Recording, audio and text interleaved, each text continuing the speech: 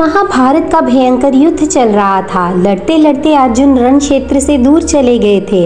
अर्जुन की अनुपस्थिति में पांडवों को पराजित करने के लिए द्रोणाचार्य ने चक्रव्यूह की रचना की। अर्जुन पुत्र अभिमन्यु चक्रव्यूह भेदने के लिए उसमें घुस गया। उसने कुशलता पूर्वक चक्रव्यूह के 6 चरण भेद लिए, लेकिन 7वें चरण में उसे दुर्योधन, जयद्रथ आदि 7 महारथियों ने घेर लिया और उस पर टूट पड़े।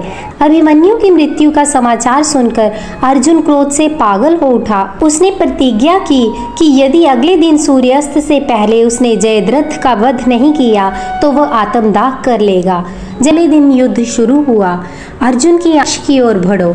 यह सुनकर अर्जुन का उत्साह बढ़ा और वह जोश से लड़ने लगा। तब श्री कृष्ण ने अपनी माया फैला दी। इसके फलस्वरूप श्री कृष्ण ने अपने चक्र से सूर्य को छिपा दिया। संध्या हो गई और अब अर्जुन को प्रतिज्ञावश आत्मदाह करना होगा। ये सोचकर जयद्रथ और दुर्योधन खुशी से उछल पड़े।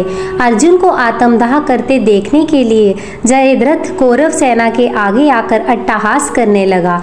जयद्रथ को देखकर श्री कृष्ण बोले, पार्थ, तुम्हारा शत्रु सामने खड़ा है, उठाओ अपना गांडीव और वध कर दो इसका। वे देखो अभी सूर्यास्त नहीं हुआ है। ये कहकर उन्होंने अपनी माया समेट ली। देखते ही देखते सूर्य निकल आया। सबकी दृष्टि आसमान की ओर उठ गई। सूर्य अभी भी चमक रहा था। ये देख जयद्रथ और दुर्योधन के पैरों तले जमीन खिसक गई। जयद्रथ भागने को हुआ, लेकिन तब तक अर्जुन ने अपना गांडीव उठा लिया था। तभी श्री कृष्ण चेतावनी देते हुए बोले, हे अर्जुन, जयद्रथ के पिता ने इसे वरदान दिया था कि जो इसका मस्तक जमीन पर गिराएगा उसका मस्तक भी 100 टुकड़ों में विभक्त हो जाएगा। इसलिए यदि इसका सिर जमीन पर गिरा तो तुम्हारे सिर के भी 100 टुकड़े हो जाएंगे। हे पार्थ, उत्तर दिशा में यहाँ से 100 योजन की दूरी पर जयद्रथ का पिता तप कर रहा है। तुम इसका मस्तक ऐसे काटो कि वह इसके पिता की गोद में जाकर गिरे। अर्जुन ने श्री कृष्ण की चेतावनी ध्यान से सुनी और अपनी लक्ष्य की ओर ध्यान कर बाण छोड़ दिया। उस बाण ने जयद्रथ का सिर धड़ से अलग कर दिया और उसे लेकर सीधा जयद्रथ के पिता की गोद में जाकर गिरा दिया।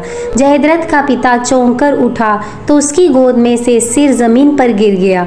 सिर के जमीन पर गिरते ही उनके सिर के भी 100 टुकड़े हो गए। इस प्रकार अर्जुन की प्रतिज्ञा पूरी हुई। जय श्री कृष्ण।